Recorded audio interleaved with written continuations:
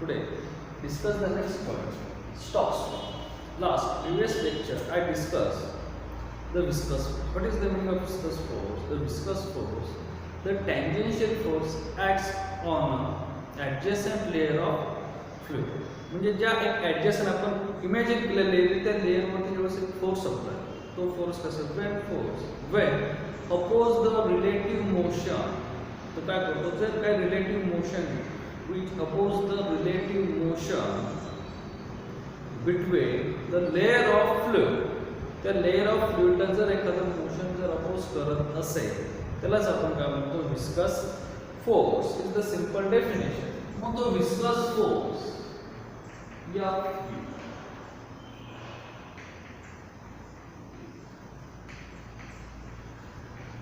हा viscous force कशावरती depends किंवा कोणत्या फॅक्टर्सवरती इफेक्ट करतो तर आपण काल पाहिलं की viscous force is depend bye viscosity. म्हणजे ज्या लिक्विडची विस्कोसिटी जास्त असेल त्याचं जे मोशन असेल ते स्लो असेल आणि ज्या लिक्विडची विस्कोसिटी कमी असेल त्याचं मोशन हे फास्ट असेल. म्हणजे सिंपल एक्झाम्पल वॉटर्स अँड हनी पाहिलं. म्हणजे जर पाणी जर आपण सरफेसवरती ओतलं ते इझिली मूव्ह होतं किंवा फास्ट. तर ते जर आपण मध किंवा औषध जे आपलं घट स्वरूपाचं औषध आहे ते जर सरफेसवरती ओतलं ते एकदम फास्ट जाणार ते हळूहळू जाणार आणि एकाच मोशनमध्ये ते जे येतात ते त्याला त्या मोशनला किंवा त्या स्पीडला एक कोणतरी अपोज करण्याशिवाय ते फास्ट जात नाही. मग ते कशामुळे अपोज करता येतं विस्कस फोर्स. तर मग या ह्याच्यावरती सर्वात पहिल्यांदा सांगितलं in 1845 George stocks. George stocks ह्या सायंटिस्टनी मला शोधून काढलेले किंवा त्याच्यावरती सर्वात पहिल्यांदा डिस्कशन केले म्हणून त्या लॉला आपण काय म्हणतो स्टॉक्स लॉ. Basic definition. मग हा स्टॉक्स लॉ कशावरती डिपेंड्स आहे तर Stokes law it is depends bye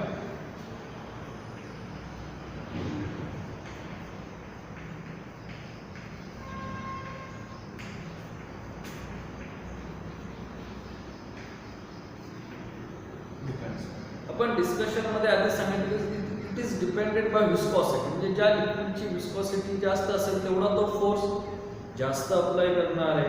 means here viscous force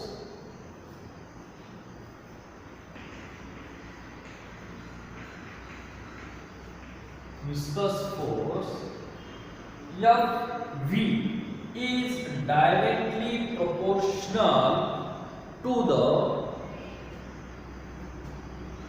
viscosity of the medium.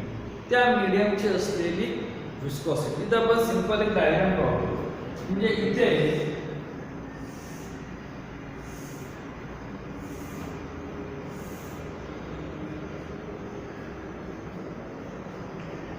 हे सगळं एअर मॉलिक्युल्स आहेत आणि हा एअर मॉलिक्युलचं असलेलं एक काय लेअर म्हणजे ज्याला आपण स्ट्रीमलाईन फ्लो म्हणतो. म्हणजे हा एअर मॉलिक्युल का स्ट्रीमलाईन फ्लो मध्ये काय होतंय फ्लो होतोय आणि त्याच्या इथे वरती इथून एक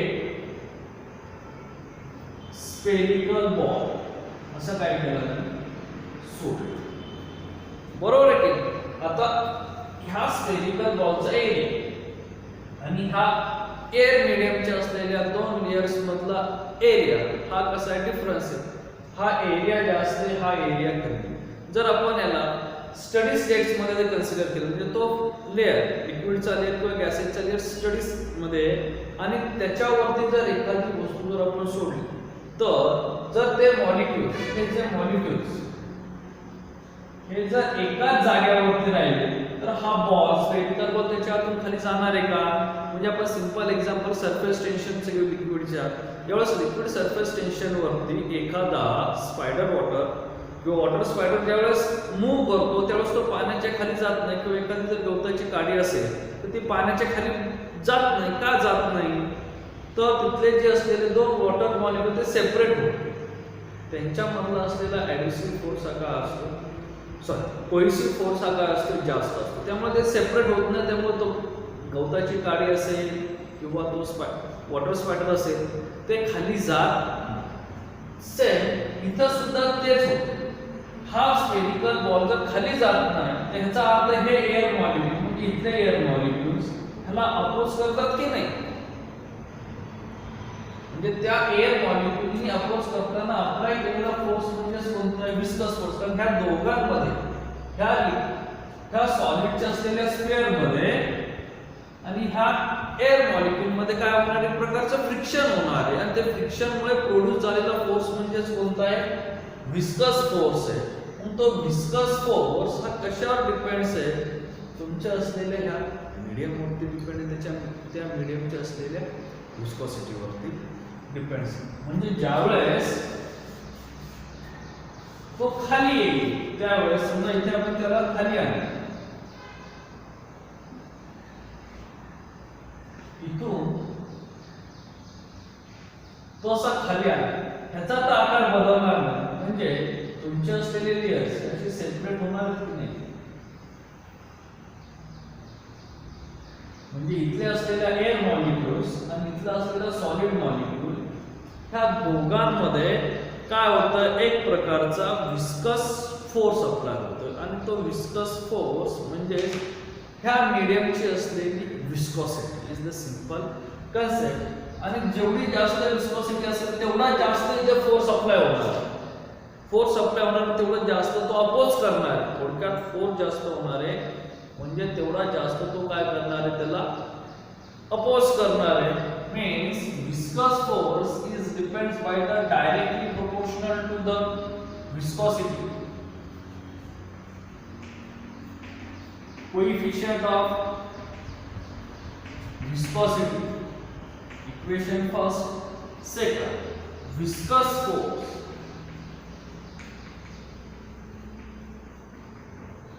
हा अजून एका फॅक्टरच्या डायरेक्टली प्रोपोर्शनल वरती is directly proportional to the dimension of body. आता हे ज्या बॉडीचं जे डायमेन्शन म्हणजे द सरफेस आहे हा जर छोटा असता जर समजा ह्याला मी असा छोटा ड्रॉ केला असता की जो ह्या दोन एअर लेयर्स इझिली पास झाला असता तर तो इझिली पास झाला असता त्यांनी फोर्स अप्लाय केला असता का तर नसतं अप्लाय केलं. म्हणजे तो जर इझिली पास होतो याचा अर्थ तो फोर्स अप्लाय करत नाही त्याची डायमेन्शन छोटे. जर त्याचं डायमेन्शन जर मी मोठं केलं तर ह्याला मी अजून मोठा केला त्याचं डायमेन्शन वाढत जाणार आहे. त्याचं डायमेन्शन वाढत गेलं की ह्या ज्या दोन लेयर्स आहेत त्या लेयर्समधून खाली जाताना त्याला जास्त मॉलिक्युल्स काय करायला सेपरेट करायला म्हणजे त्याला जास्त फोर्स अप्लाय होणार तिथे. म्हणजे ते कशावर डिपेंड्स आहे is the depended by radius. म्हणजे ह्याचं डायमेन्शन हा सरफेस एरिया कशावर डिपेंड्स आहे सिंपल स्फेरिकल सरफेस एरियाचा फॉर्म्युला काय 4πr². 4π is constant it only depends by radius. म्हणजे रेडियस जशी वाढत जाईल तसा फोर्स हा जास्त होत जाणार आहे. तिथे अप्लाय केलेला फोर्स हा काय होणार आहे वाढत जाणार आहे. Radius of spherical body. And third, viscous force F is directly proportional to. आता तिसरा फॅक्टर हा कशावरती डिपेंडेंट आहे ह्याला जर मी इझिली सोडून दिला म्हणजे एखादं आता आपण टेनिसचा बॉल जर टेनिसचा बॉल तुम्ही इझिली सोडून दिला विदाउट बॉडीचा फोर्स अप्लाय केला तो खाली पडणार आहे. आणि त्याच ह्याला जर जोरात सोडला त्यावेळेस खाली जाताना त्यांनी अप्लाय केलेला फोर्स हे दोन्ही फोर्स सारखेच असतील का बदलणार आहे की नाही. ज्यावेळेस तो जोरात खाली जाणार आहे त्यावेळेस त्याचा फोर्स सुद्धा काय असणार आहे फ्रिक्शनल फोर्स. त्या दोन एअर मॉलिक्युल्सला फ्रिक्शन होणार काय होणार आहे जास्त होत जाणार. Means third it is depends by velocity.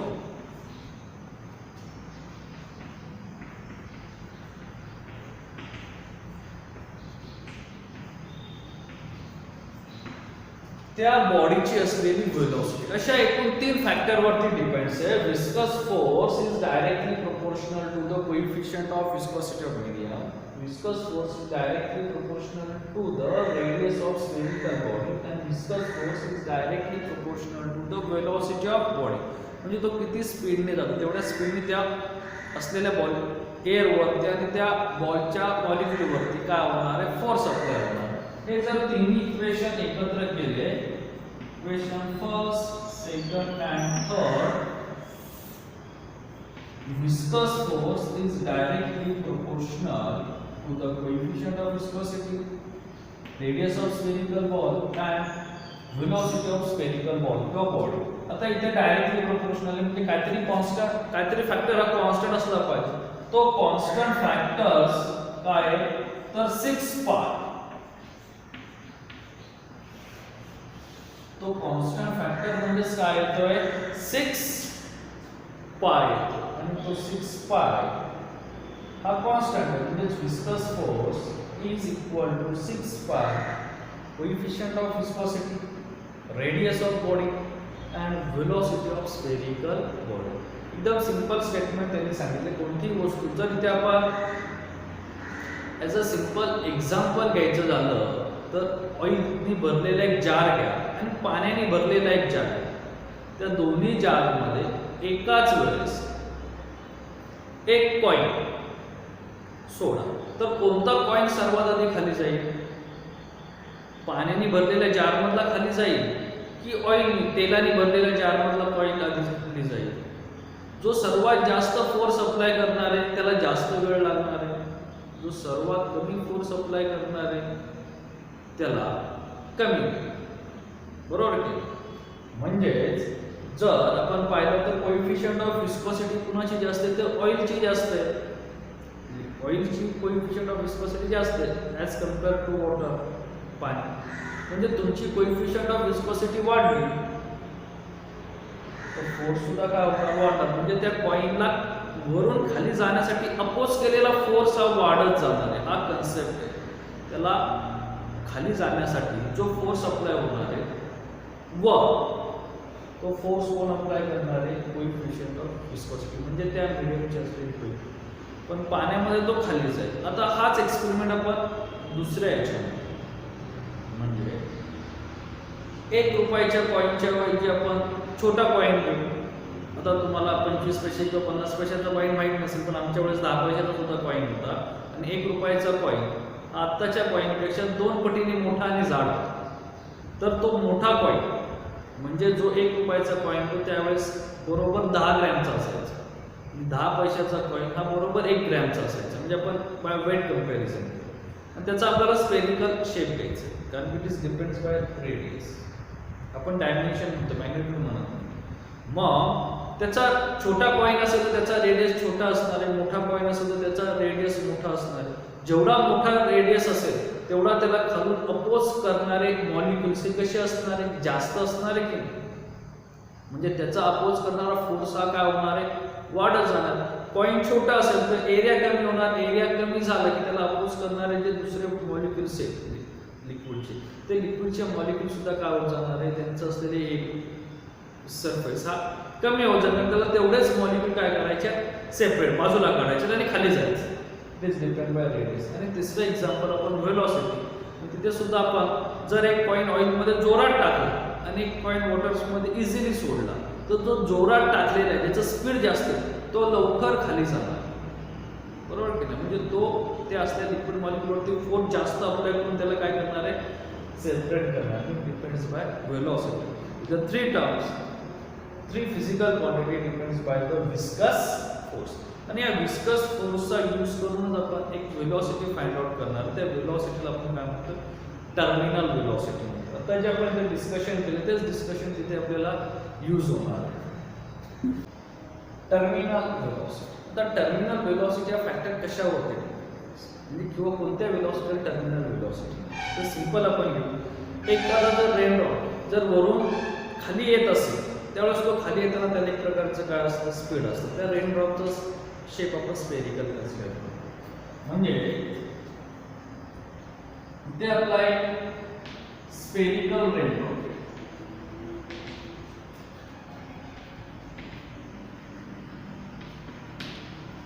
हा स्फेरिकल रेनड्रॉप ज्या वेळेस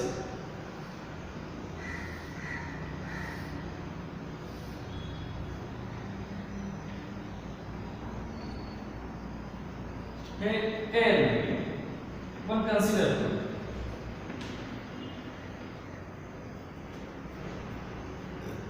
ज्यावेळेस तो एअर मीडियम मधून येत जाईल त्यावेळेस त्याचा असलेला स्पीड हे कंटिन्युअसली काय होत जाणार आहे, वाढत जाणार. कशामुळे? It is the acts of the gravitational force. कारण तो अर्थकडे अट्रॅक्ट होतोय, त्यामुळे त्याचं असलेलं कंटिन्युअसली स्पीड काय होणार आहे, वाढत जाणार आहे टुवर्ड्स द अर्थ, किंवा त्याला आपण टुवर्ड्स द डाऊनवर्ड डायरेक्शन. म्हणजे ह्याची जी डाऊनवर्ड डायरेक्शनला आहे कंटिन्युअस असलेलं स्पीड वाढत जाणार आहे. पण ते स्पीड जे वाढत जाणार ते स्पीड कशावरती डिपेंडेंट आहे, तर त्याच्या असलेल्या फोर्सवरती, म्हणजे ग्रॅव्हिटेशनल फोर्स म्हणजेच वेट.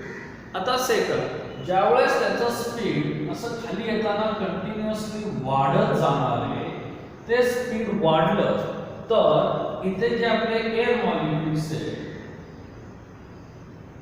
ते एअर मॉलिक्युल्स ह्याला इझिली खाली येण्यासाठी मदत करणार नाही, ते त्याला अपोज करणार आहेत. ते काय करणार, त्याला वर ढकलणार आहेत की बाबा तू खाली येऊ नकोस. मग ह्याला जे अपोज करणारे एअर मॉलिक्युल्स आहेत, आपण इथं आलो,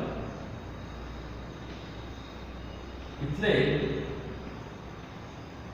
जे एअर मॉलिक्युल्स त्याला अपोज करणार आहेत, ते एअर मॉलिक्युल जे त्याला अपोज करणार ते एअर मॉलिक्युल्स वरती एक फोर्स अप्लाय करणार, त्याच्यावरती अपोज करायचं म्हणलं की फोर्स अप्लाय करावा लागणार. मग तो फोर्स कोणता अप्लाय करणार आहे, तर विस्कस फोर्स, जे आपल्याला स्टॉक्सने सांगितलं. स्टॉक्सने सांगितल्याप्रमाणे ह्याच्यावरती कोणता, ह्या दोन मॉलिक्युल्सच्या फ्रिक्शनमुळे जो फोर्स तयार होणार आहे तो फोर्स काय असणार आहे, विस्कस फोर्स, जो फोर्स त्याला अपोज करणार आहे खाली येण्यासाठी. सेम त्याचबरोबर अजून एक फोर्स अप्लाय होतो वरच्याच बाजूला, अजून एक फोर्स अप्लाय होतो, तो म्हणजे इथे असलेले जे काही एअर मॉलिक्युल्स आहेत त्या एअर मॉलिक्युलला त्याला बाजूला करायचे की नाही. म्हणजे ज्या वेळेस तो आपला इथून इथे स्पेस ऑक्युपाय करेल त्यावेळेस त्या स्पेस मधले असलेले एअर मॉलिक्युल्स बाजूला होणार आहेत. म्हणजे जेवढा त्याचा आकार असेल तेवढ्याच आकाराचे एअर मॉलिक्युल बाजूला होणार, आणि ते बाजूला होताना ते एअर मॉलिक्युल सुद्धा त्याला फोर्स अप्लाय करणार आहेत. आणि ते इझिली सेपरेट होणार आहेत, बाजूला जाणार आहेत का, नाही जाणार, त्याला अपोज करूनच ते बाजूला जाणार आहे. म्हणजे इथे दुसरा एक फोर्स अप्लाय होतो, तो म्हणजे अपथर्ड फोर्स, किंवा त्याच फोर्सला आपण म्हणतो बियॉन्ड फोर्स.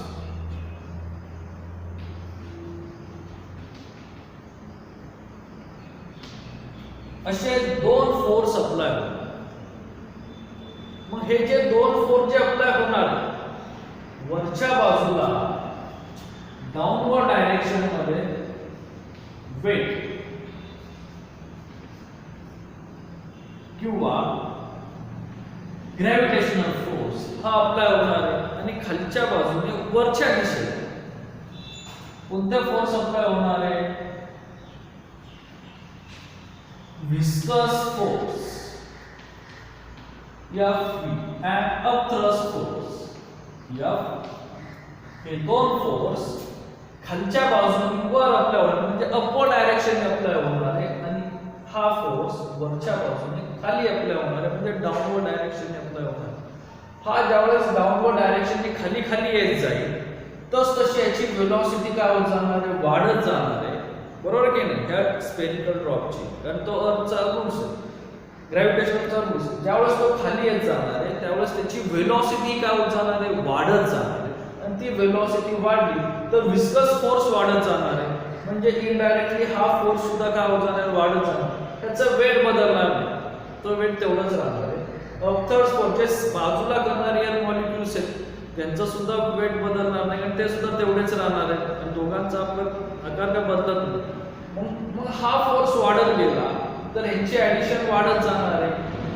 आणि एक कंडिशन अशी येते किंवा एक स्टेट अशी येते की हा जेवढा डाऊनवर्ड डायरेक्शनचा फोर्स आहे तेवढाच फोर्स अपवर्ड डायरेक्शनचा सुद्धा काय होतो, प्रोड्यूस होतो.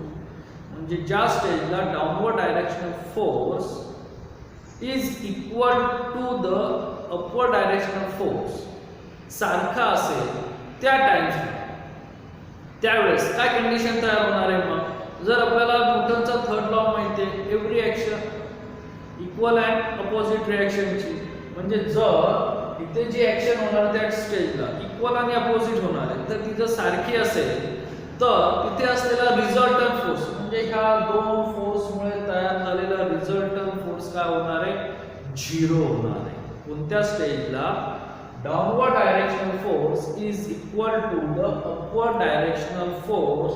This stage resultant force of body is equal to 0.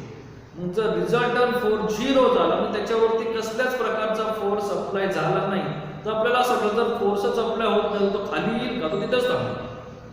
पण तसं होत नाही, तो कंटिन्युअसली खालीच येतो. पण तो खाली येताना तिथं असलेली त्याची स्पीड हे काय राहतं, कॉन्स्टंट राहतं. स्पीड वाढत नाही. आणि ते जे कॉन्स्टंट स्पीड राहतं त्या कॉन्स्टंट स्पीडलाच आपण काय म्हणतो, terminal velocity.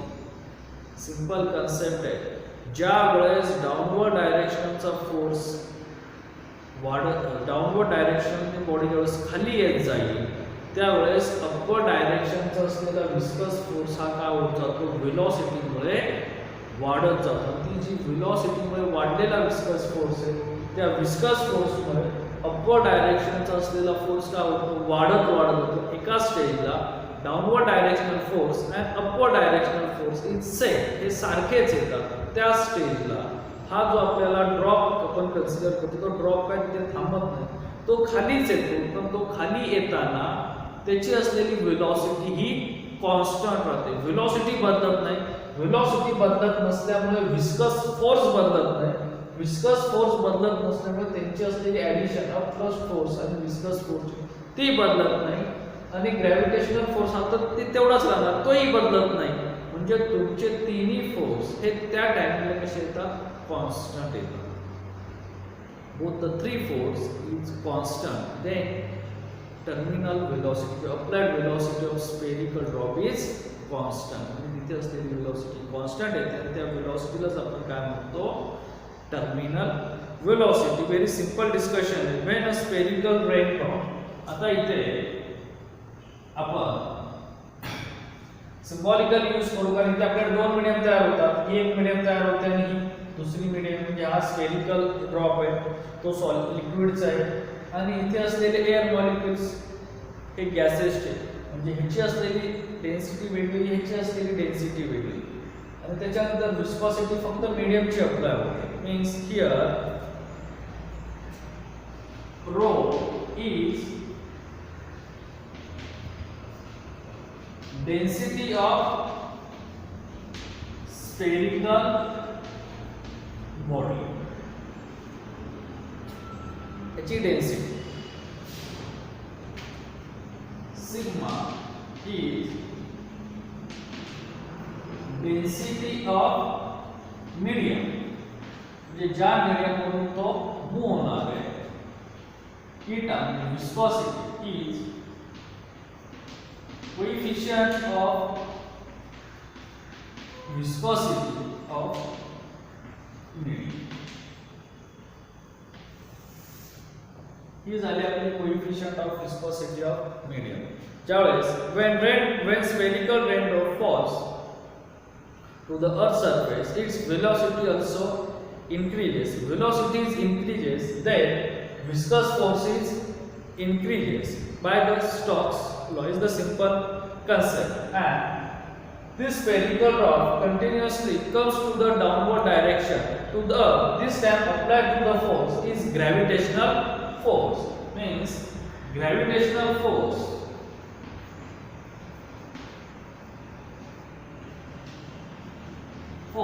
is equal to weight of spherical body. Gravitational force म्हणजेच काय तुमचं weight of spherical body mg. तर आता त्याचं वेट फाइंड आउट करायचं. तर वेट फाइंड आउट करताना मला त्याचं मास पाहिजे. Gravitational g is the gravitation acceleration due to gravity, ती कॉन्स्टंट आहे. मग मास ने कसं फाइंड आउट करणार आहे? Mass is related to the density of spherical body. व जी बॉडी त्याच्यामधून खाली येणार आहे ती is therefore mass is equal to density into volume. मग व्हॉल्यूमचा फॉर्म्युला काय? 4 पाय याचा असलेला व्हॉल्यूम 4/3 पाय r क्यूब इथे r is radius of spherical body, जी तुमची स्फेरिकल बॉडी त्याची असलेली रेडियस काय स्मॉल r, तो फॉर्म्युला ह्याला म्हणतात इक्वेशन फर्स्ट, हे झालं equation second. Equation first, equation second put in equation first, म्हणजेच Fg is equal to 4/3 density of spherical body by r cube into g. तुमचं असलेलं सिंपल रिलेशन काय आलं 4/3 पाय r cube into g, ह्याला म्हणते इक्वेशन नंबर 3. आता gravitational force मुळे जसं स्फेरिकल ड्रॉप खाली येत जात तशी वेलोसिटी वाढत जाणार आहे. By Stokes' law, velocity is increases, viscous force is also increases. The viscous force acting on the upward direction also increases. म्हणजे upward direction ने अप्लाय झालेला viscous force काय होणार आहे इनक्रीज होणार आहे. म्हणजे आपल्याला काय करावं लागेल viscous force.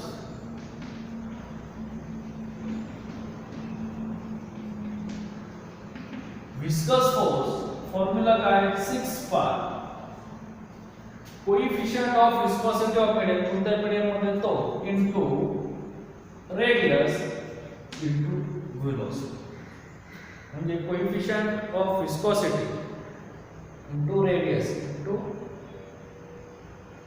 वेलोसिटी, म्हणजे तिथे असलेली त्याची coefficient of viscosity is Fv is equal to 6 pi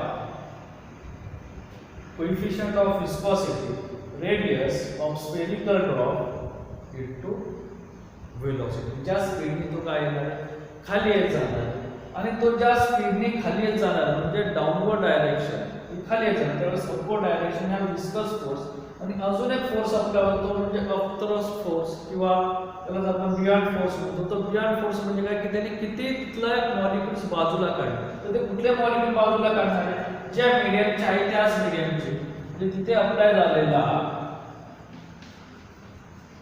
upthrust force is Fu is equal to तो काय येणार m ह्याला मी ma म्हणजे आपले वेगळे लिहिले ma into g. मग त्याचा असलेला मास म्हणजेच काय आलं पुन्हा त्याची डेन्सिटी इनटू व्हॉल्यूम, आणि व्हॉल्यूम काय आपलं कारण तो तेवढेच एअर मॉलिक्यूल बाजूला काढणार आहे की जेवढा त्याचा आकार आहे, म्हणजे sigma 4/3 pi r cube means Fu upthrust force is equal to 4/3 sigma pi r cube. Simple relation येतं, म्हणजे इथे तुमचा upthrust force काय 4/3 sigma pi r cube into g, acceleration due to gravity. Equation number 3 हे equation number 4 आणि equation number 5 असे आपले काय होतात 3 इक्वेशन तयार होतात. therefore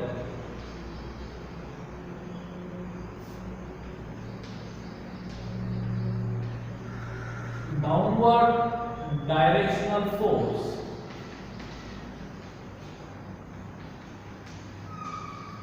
is equal to the upward directional force. म्हणजे आता असलेला डाउनवर्ड डायरेक्शनचा फोर्स इज इक्वल टू काय येतो अपवर्ड डायरेक्शनल फोर्स. मग डाउनवर्ड डायरेक्शनचा फोर्स काय आपल्याकडे Fg is equal to upward डायरेक्शनचा फोर्स काय आहे viscous force plus upthrust force. मग इक्वेशन 3 4 5 ला म्हणतो 6. Equation number 3 4 5 put in equation number 6. हे तिन्ही इक्वेशन मी 6 मध्ये पुट केले तर माझा रिलेशन 4/3 रो पाय r cube into g is equal to 6 pi coefficient of viscosity, the radius into velocity, plus 4 by 3 pi r cube into g.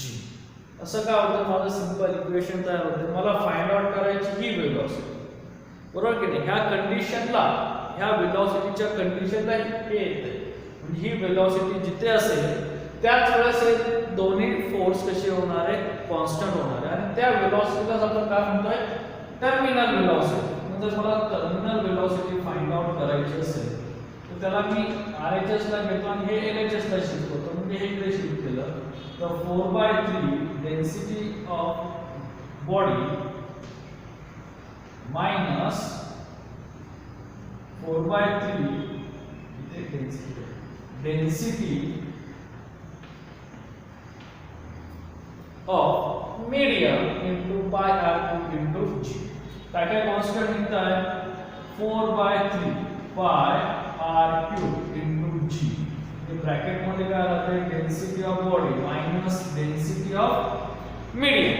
म्हणजे त्या मीडियमची असलेली डेन्सिटी ती नेहमी कमीच असते. जर डेन्सिटी जर जास्त असेल तर ती बॉडी काय खाली जाणारच नाही. म्हणजे त्यांच्यामध्ये फ्रिक्शन, त्या दोन मॉलिक्युल मध्ये फ्रिक्शन होणारच नाही, कारण की वेलोसिटी ही आपली वेक्टर क्वांटिटी, ती नेहमी पॉझिटिव्ह असते, निगेटिव्ह नसणार. इथे तुमची असलेली relation is 6 pi eta r v, means v terminal velocity is equal to 4/3 into pi r cube g divided into density of body minus density of medium divided by pi coefficient of viscosity into radius into 6. काय काय cancel होत आहे, पायला पाय जातोय, 1r जातोय, इथे 3 आणि इथे 2. म्हणजे terminal velocity is 2/9 g r square, difference between density of two media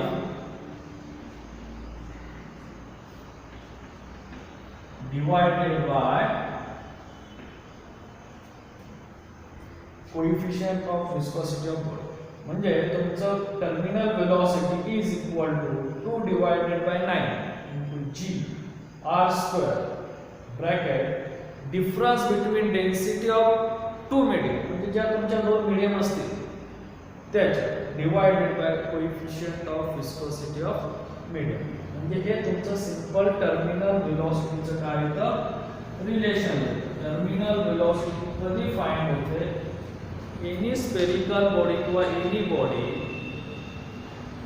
are come to the downward direction of any other medium. त्यावेळेस ती downward direction खाली येते, then velocity is increases of this body by the Stokes law or by the Stokes theorem. Velocity is increases, then viscous force also increases in upward direction, and this viscous force and upward force are upthrust force are applied to the upward direction of body, and gravitational force is applied by the downward direction of body. At a one stage, the downward directional force is equal to the upward directional force. This time becomes resultant force of the body is equal to 0, and this time velocity is terminal velocity. असा आपला simple concept आहे. इथे आपण diagram पाहतो, एक spherical raindrop घेतो आपण. तो जर खाली सोडला तर त्या खाली सोडलेल्या रेनड्रॉप वरती खाली येताना हा फोर्स अप्लाय होतो, डाऊनवर्ड डायरेक्शन ग्रॅव्हिटेशनल फोर्स, आणि त्याला खाली येताना तो इझिली खाली ना, त्याला खालून तरी कोणतरी अपोज करते ना. म्हणजे अपवर्ड डायरेक्शनल फोर्स कोणता अप्लाय होतोय, तर तो आहे विस्कस फोर्स आणि अपथ्रस्ट फोर्स. अपथ्रस्ट फोर्स म्हणजे जेवढा त्याचा शेप आहे तेवढे तो मॉलिक्युल्स काय करणार आहे, सेपरेट बाजूला करणार आहे त्या मीडियमची. म्हणजे हे सुद्धा वेटच चालणार एक प्रकारचं, तेवढं वेट काय करतो तो, आणि हे दोन्ही सुद्धा वरच्या डायरेक्शन. आणि विस्कस फोर्स हा कंटिन्युअसली वाढत जातो. कशामुळे, तुमचा ज्यावेळेस ड्रॉप खाली येत जाणार आहे त्यावेळेस त्याची व्हेलॉसिटी वाढत जाणार. जे आपण व्हर्टिकल सर्क्युलर मोशन मध्ये पाहिले, जर एखादा ऑब्जेक्ट अपवर्ड डायरेक्शन डाऊनवर्ड डायरेक्शनला येत जातो त्यावेळेस त्याची व्हेलॉसिटी काय होत जाते, वाढत जाते. म्हणून जर व्हेलॉसिटी वाढली तर स्टॉक्सने काय सांगितलंय की तिथला असलेला विस्कस फोर्स सुद्धा काय होत जाणार, वाढत जाणार. विस्कस फोर्स वाढत गेला तर अपवर्ड डायरेक्शनचा फोर्स पण काय होणार, कंटिन्युअसली वाढत जाणार.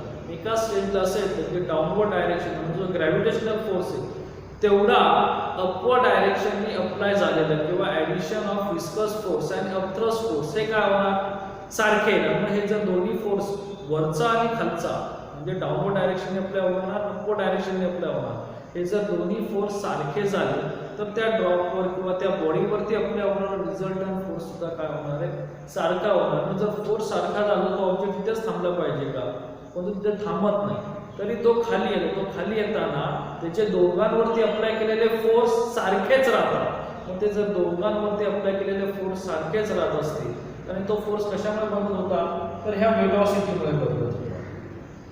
म्हणजे दोन्ही फोर्स जर सारखेच राहणार असतील तर ही व्हेलॉसिटी बदलणार आहे का, नाही बदलणार. म्हणजे तिथे जी बॉडी फॉल्स होताना जी कॉन्स्टंट व्हेलॉसिटी राहते ती कॉन्स्टंट व्हेलॉसिटी म्हणजेच काय, टर्मिनल व्हेलॉसिटी.